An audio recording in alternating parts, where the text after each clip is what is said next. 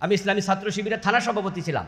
আলিয়ার সিলেবাসটাকে ধ্বংস করে দেওয়ার পিছনে শুধুমাত্র সেকুলার যারা তাদেরই হাত ছিল না, একদল আলেমের হাত ছিল। সে আলেমরা কিভাবে ধ্বংস করেছে?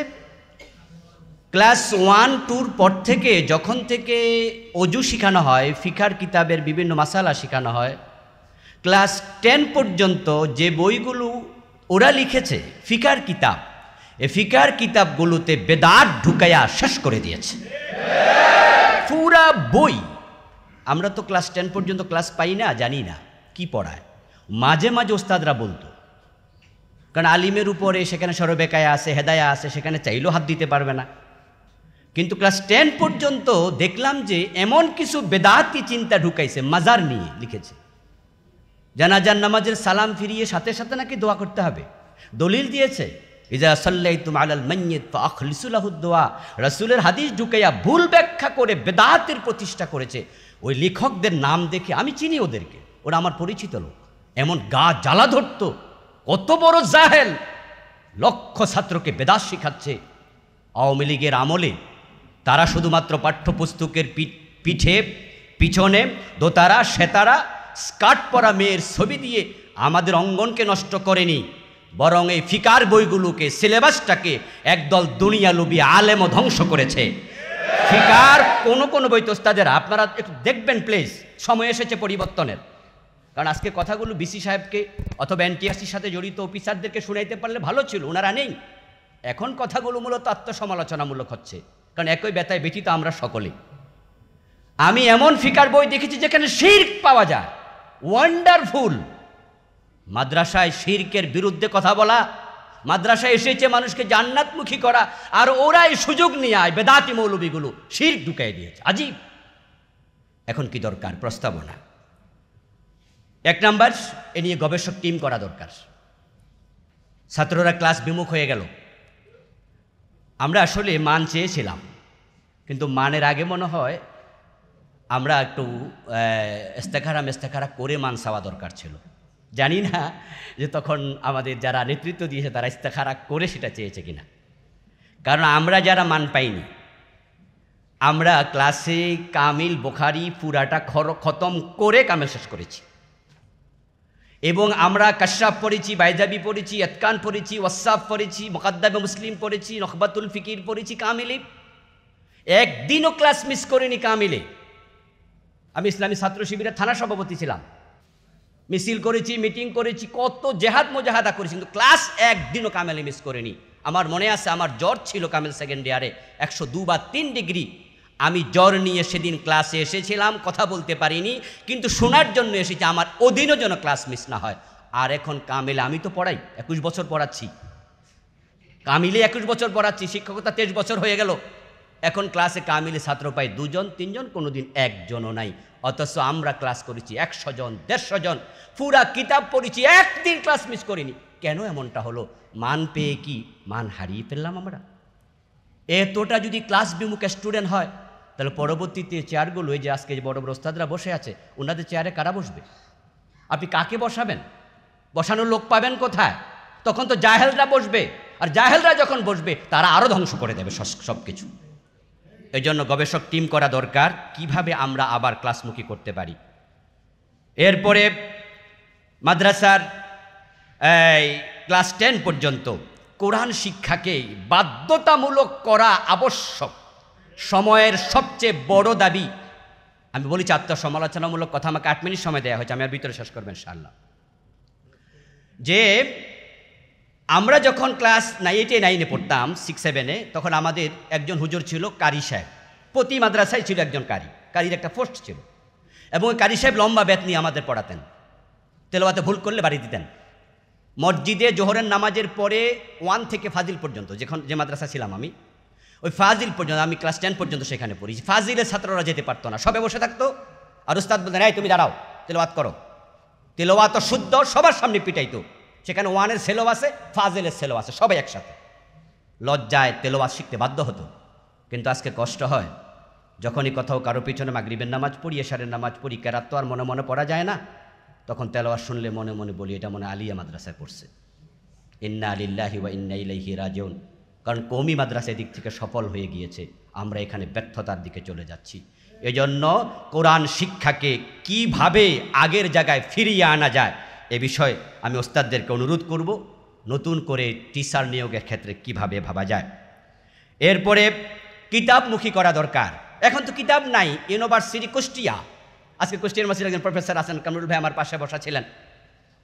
এইভাবে কুষ্টিয়া ইউনিভার্সিটি যাওয়ার পরেই আমাদের মাস্টার্স কামেলের সিলেবাস থেকে কান বাদ দিয়েছে, ওয়াসাব বাদ দিয়েছে, নফকাতুল ফিকের বাদ দিয়েছে, কাশাব বাদ দিয়েছে, বাইজাবি বাদ দিয়েছে, মোকাদ্দামে মুসলিম বাদ দিয়েছে। তো আলেম হবে কি? বুখারী শরীফ বাংলা অনুবাদ পড়লেও তো হাদিস পড়া যায়। আর এই যে চা দোকানে বসে বসে সময় কাটায়, টাইম নাই, ডাক্তারের দোকানে বসে ওষুধ বিক্রি করতেছে, ও বেটাও বুখারী অনুবাদ পড়লে হাদিস পড়তে পারে।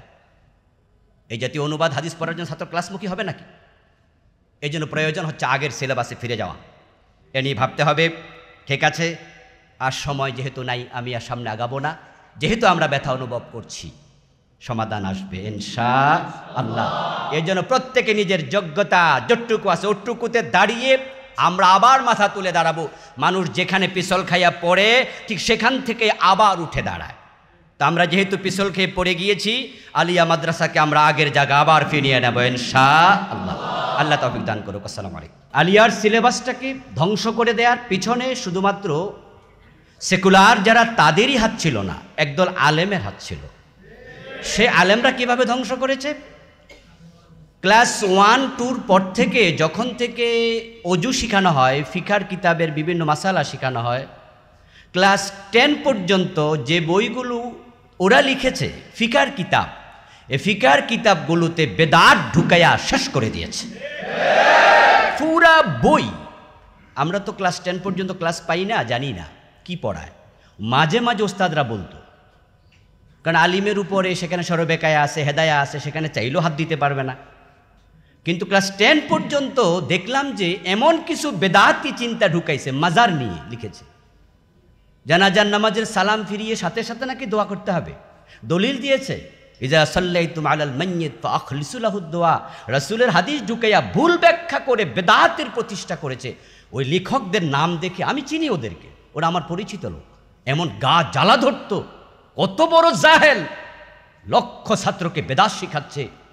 আওয়ামী লীগের আমলে তারা শুধুমাত্র পাঠ্যপুস্তকের পিছনে দোতারা সেতারা স্কার্ট পরা মেয়ের ছবি দিয়ে আমাদের অঙ্গনকে নষ্ট করেনি, বরং এই ফিকার বইগুলোকে, সিলেবাসটাকে একদল দুনিয়ালুবী আলেমও ধ্বংস করেছে। ফিকার কোন বই তো ওস্তাদের আপনারা একটু দেখবেন প্লিজ, সময় এসেছে পরিবর্তনের। কারণ আজকে কথাগুলো বিসি সাহেবকে অথবা এনটিআরসির সাথে জড়িত অফিসারদেরকে শুনাইতে পারলে ভালো ছিল, ওনারা নেই। এখন কথাগুলো মূলত আত্মসমালোচনামূলক হচ্ছে, কারণ একই ব্যথায় ব্যথিত আমরা সকলেই। আমি এমন ফিকার বই দেখেছি যেখানে শিরক পাওয়া যায়, ওয়ান্ডারফুল। মাদ্রাসায় শিরকের বিরুদ্ধে কথা বলা, মাদ্রাসায় এসেছে মানুষকে জান্নাতমুখী করা, আর ওরাই সুযোগ নিয়ে আয় বেদাতি মৌলবীগুলো শিরক ঢুকাই দিয়েছে। আজীব। এখন কি দরকার? প্রস্তাবনা। 1 নাম্বার, এ নিয়ে গবেষক টিম করা দরকার। ছাত্ররা ক্লাস বিমুখ হয়ে গেল। আমরা আসলে মান চেয়েছিলাম, কিন্তু মানের আগে মনে হয় আমরা একটু ইস্তেখারা করে মান চাওয়া দরকার ছিল। জানি না যে তখন আমাদের যারা নেতৃত্ব দিয়েছে তারা ইস্তেখারা করে সেটা চেয়েছে কিনা। কারণ আমরা যারা মান পাইনি, আমরা ক্লাসে কামিল বুখারী পুরাটা খতম করে কামেল শেষ করেছি, এবং আমরা কাশাফ পড়েছি, বাইজাবি পড়েছি, এতকান পড়েছি, ওয়াসাফ পড়েছি, মুকাদ্দামে মুসলিম পড়েছি, নখবাতুল ফিকির পড়েছি কামিলে। একদিনও ক্লাস মিস করিনি কামিলে। আমি ইসলামী ছাত্র শিবিরের থানা সভাপতি ছিলাম, মিছিল করেছি, মিটিং করেছি, কত জেহাদ মোজাহাদা করেছি, কিন্তু ক্লাস একদিনও কামেলে মিস করিনি। আমার মনে আছে আমার জ্বর ছিল কামেল সেকেন্ড ইয়ারে 102 বা 3 ডিগ্রি। আমি জ্বর নিয়ে সেদিন ক্লাসে এসেছিলাম, কথা বলতে পারিনি, কিন্তু শোনার জন্য এসেছি আমার ওদিনও যেন ক্লাস মিস না হয়। আর এখন কামিলে আমি তো পড়াই, 21 বছর পড়াচ্ছি, কামিলে 21 বছর পড়াচ্ছি, শিক্ষকতা 23 বছর হয়ে গেল। এখন ক্লাসে কামিলে ছাত্র পাই 2 জন 3 জন, কোনোদিন 1 জনও নাই। অথচ আমরা ক্লাস করেছি 100 জন 150 জন, পুরা কিতাব পড়েছি, একদিন ক্লাস মিস করিনি। কেন এমনটা হলো? মান পেয়ে কি মান হারিয়ে ফেললাম আমরা? এতটা যদি ক্লাস বিমুখ স্টুডেন্ট হয়, তাহলে পরবর্তীতে চেয়ারগুলো, এই যে আজকে যে বড় বড় ওস্তাদরা বসে আছে, ওনাদের চেয়ারে কারা বসবে? আপনি কাকে বসাবেন? বসানোর লোক পাবেন কোথায়? তখন তো জাহেলরা বসবে। আর জাহেলরা যখন বসবে তারা আরও ধ্বংস করে দেবে সব কিছু। এই জন্য গবেষক টিম করা দরকার, কিভাবে আমরা আবার ক্লাসমুখী করতে পারি। এরপরে মাদ্রাসার ক্লাস 10 পর্যন্ত কোরআন শিক্ষাকে বাধ্যতামূলক করা আবশ্যক। সময়ের সবচেয়ে বড় দাবি, আমি বলেছি আত্মসমালোচনামূলক কথা, আমাকে 8 মিনিট সময় দেওয়া হয়েছে, আমি আর ভিতরে শেষ করবেন ইনশাআল্লাহ। যে আমরা যখন ক্লাস 8-9 পড়তাম, 6-7, তখন আমাদের একজন হুজুর ছিল কারি সাহেব। প্রতি মাদ্রাসায় ছিল একজন কারির একটা পোস্ট ছিল, এবং ওই কারি সাহেব লম্বা বেত নিয়ে আমাদের পড়াতেন। তেলাওয়াতে ভুল করলে বাড়ি দিতেন। মসজিদে জোহরের নামাজের পরে 1 থেকে ফাজিল পর্যন্ত, যে মাদ্রাসা ছিলাম আমি, ওই ফাজিল পর্যন্ত, আমি ক্লাস 10 পর্যন্ত সেখানে পড়েছি। ফাজিলের ছাত্ররা যেতে পারতো না, সবে বসে থাকতো, আর উস্তাদ বলতেন, এই তুমি দাঁড়াও, তেলাওয়াত করো। তেলাওয়াত শুদ্ধ, সবার সামনে পিটাইতো। সেখানে 1-এর ছেলেও আছে, ফাজিলের ছেলেও আছে, সবাই একসাথে। লজ্জায় তেলাওয়াত শিখতে বাধ্য হতো। কিন্তু আজকে কষ্ট হয়, যখনই কোথাও কারো পিছনে মাগরিবের নামাজ পড়ি, এশারের নামাজ পড়ি, কেরাত তো আর মনে মনে পড়া যায় না, তখন তেলাওয়াত শুনলে মনে মনে বলি এটা মনে আলিয়া মাদ্রাসায় পড়ছে। ইন্না লিল্লাহি ওয়া ইন্না ইলাইহি রাজিউন। কারণ কওমি মাদ্রাসা দিক থেকে সফল হয়ে গিয়েছে, আমরা এখানে ব্যর্থতার দিকে চলে যাচ্ছি। এজন্য কোরআন শিক্ষাকে কিভাবে আগের জায়গায় ফিরিয়ে আনা যায়, এ বিষয়ে আমি ওস্তাদদেরকে অনুরোধ করব, নতুন করে টিচার নিয়োগের ক্ষেত্রে কিভাবে ভাবা যায়। এরপরে কিতাবমুখী করা দরকার। এখন তো কিতাব নাই। ইউনিভার্সিটি কুষ্টিয়া, আজকে কুষ্টিয়া ইউনিভার্সিটির একজন প্রফেসর আছেন, কামরুল ভাই আমার পাশে বসা ছিলেন। এইভাবে কুষ্টিয়া ইউনিভার্সিটি যাওয়ার পরেই আমাদের মাস্টার্স কামেলের সিলেবাস থেকে কান বাদ দিয়েছে, ওয়াসাব বাদ দিয়েছে, নফকাতুল ফিকের বাদ দিয়েছে, কাশাব বাদ দিয়েছে, বাইজাবি বাদ দিয়েছে, মুকাদ্দামে মুসলিম বাদ দিয়েছে। তো আলেম হবে কি? বুখারী শরীফ বাংলা অনুবাদ পড়লেও তো হাদিস পড়া যায়। আর এই যে চা দোকানে বসে বসে সময় কাটায়, টাইম নাই, ডাক্তারের দোকানে বসে ওষুধ বিক্রি করতেছে, ও বেটাও বুখারী অনুবাদ পড়লে হাদিস পড়তে পারে। এই জাতীয় অনুবাদ হাদিস পড়ার জন্য ছাত্র ক্লাসমুখী হবে নাকি? এই জন্য প্রয়োজন হচ্ছে আগের সিলেবাসে ফিরে যাওয়া। এ নিয়ে ভাবতে হবে। ঠিক আছে, আর সময় যেহেতু নাই, আমি আর সামনে আগাবো না। যেহেতু আমরা ব্যথা অনুভব করছি, সমাধান আসবে ইনশাআল্লাহ। এর জন্য প্রত্যেকে নিজের যোগ্যতা যতটুকু আছে ওটুকুতে দাঁড়িয়ে আমরা আবার মাথা তুলে দাঁড়াবো। মানুষ যেখানে পিছল খাইয়া পড়ে, ঠিক সেখান থেকে আবার উঠে দাঁড়ায়। তা আমরা যেহেতু পিছল খেয়ে পড়ে গিয়েছি, আলিয়া মাদ্রাসাকে আমরা আগের জায়গা আবার ফিরিয়ে নেব ইনশাআল্লাহ। আল্লাহ তৌফিক দান করুক। আসসালামু আলাইকুম।